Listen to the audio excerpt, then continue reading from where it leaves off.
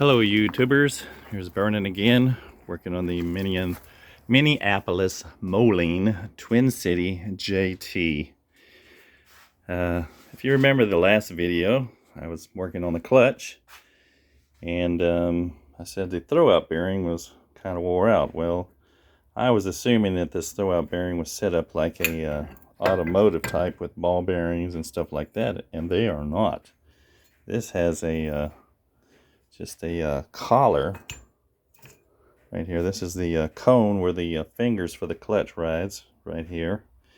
Then there's just this little I don't know what you call it, shoulder or whatever you want to call it, that the collar piece goes in it like so, like that, and then there was a grease tube that screws in right here, and you run your grease in there, and there's a hole inside of here that will put grease in here. And apparently it's a good setup because I don't see any wear in there at all. You may remember that when I got this, this piece here was so wore that it had wore into the threads where the grease tube went in. I have since brazed it up some.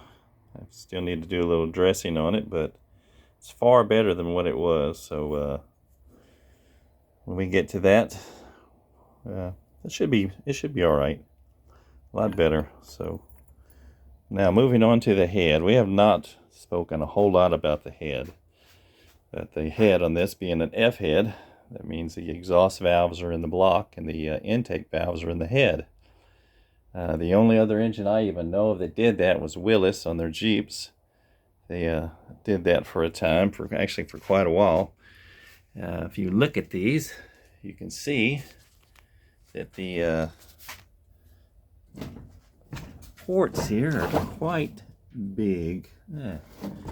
Might need some light here. But I don't have a flashlight over here. Anyway, you could see them, but you can't. That's why we're always prepared, right? Always be prepared. Yeah, that works. And hold on, let me set her down. It's gonna be fun. Get that where we can get some light in there. This big, humongous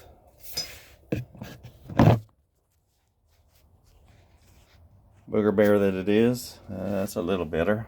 You can see the water has been in there. This is the exhaust. I mean the number 4 cylinder. This is the intake valve, of course. And these combustion chambers are big. I would assume this thing had probably 4 to 1, 4.5 to 1 compression. This valve appears to be a little bit stuck open, which would explain maybe some water got in there. That's why this one's rusty. We know this one was rusty because it came in through the exhaust and filled up in there, but this one I believe came in through the intake. All right,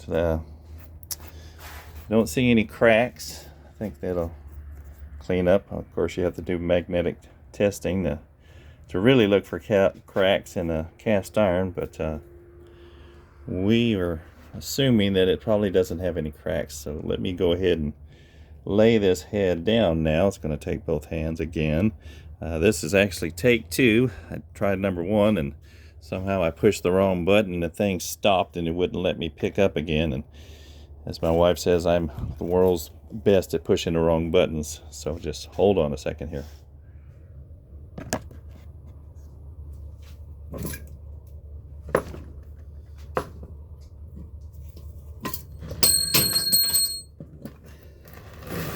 And you heard the valves dropping out from that, but that's all good.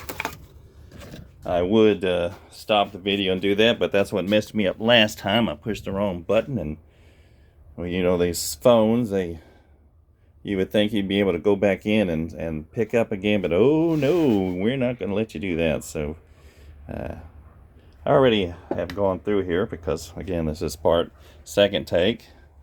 And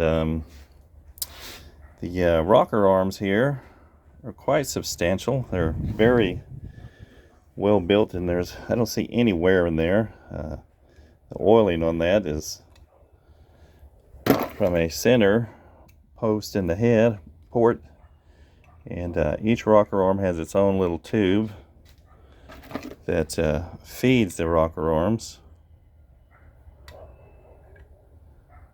Yep, here we go.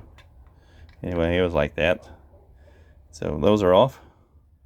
Now we will proceed. The rocker arms here, two massive 3/4 head bolts right there, and yes, very well built if you ask me. By the way, there's the little oil channels right here also that even feed the rocker arms, the push rods. Get this one off of there.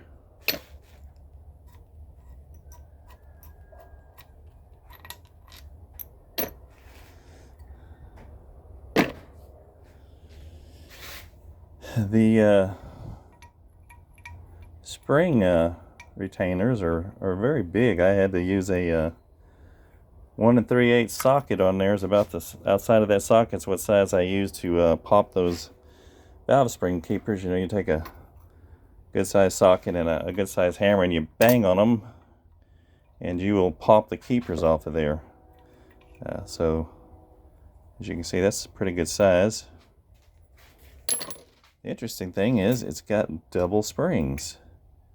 Now, that's usually something we didn't see till later on vehicles and on high speed, but these are not high speed engines. These are 1250 RPM normal. So yeah, that's interesting. Maybe that's why they're so big. But some of my valves are stuck, some are not. As you saw, one fell on the floor already. Not too bad looking. I think that one will probably clean up all right. Yeah, not too bad.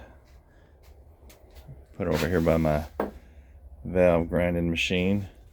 The only thing that I have seen that's a bit of an issue, I don't know if you can see that, the shoulders have kind of chipped and spread on here. Matter of fact, looks like they didn't use any washers on these, which I will definitely be using washers when it goes back, because I don't know if there's something with the metal in this or what. Matter of fact, it says alloy right there, so I don't know what their casting was, but apparently it's very brittle. I'm thinking that maybe I will drill that down to get a nice hole and put some kind of a pipe or tube in there so I can get this flush. I don't want to try to tighten up against it with it like that. Matter of fact, the original, or the last person did, and the stud was just kind of bent over a little bit from them doing that. But that's about where I'm at now. Just got some old spark plugs in there, which, if I can, I'm going to clean them up and try to reuse them. The old type with the side electrodes, instead of being over the top like all your modern ones, are to the side, and the reason being is if oil got onto that center electrode, then it would drip off rather than drip between the two electrodes and cause a foul.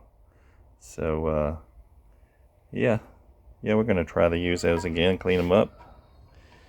Alright, and I think I have, two valves, which was weird. Number 4, which is a cylinder that had water in it, that valve is free. These two here, going to take a little bit of work to get loose. One other thing is the thermostat housing on this. It's more like a modern engine, and Minneapolis Moline actually did put thermostats in these. I believe I can find a truck thermostat that will fit in there, and I will go back with the thermostat.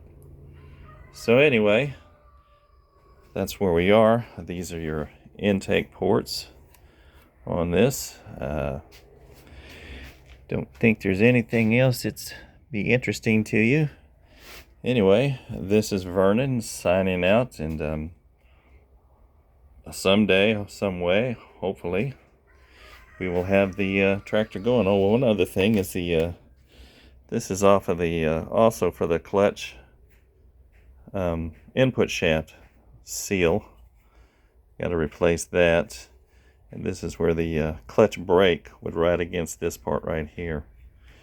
Alrighty, now we're out. This is Vernon signing off. And hopefully this time the thing will turn off when I hit the button. Bye.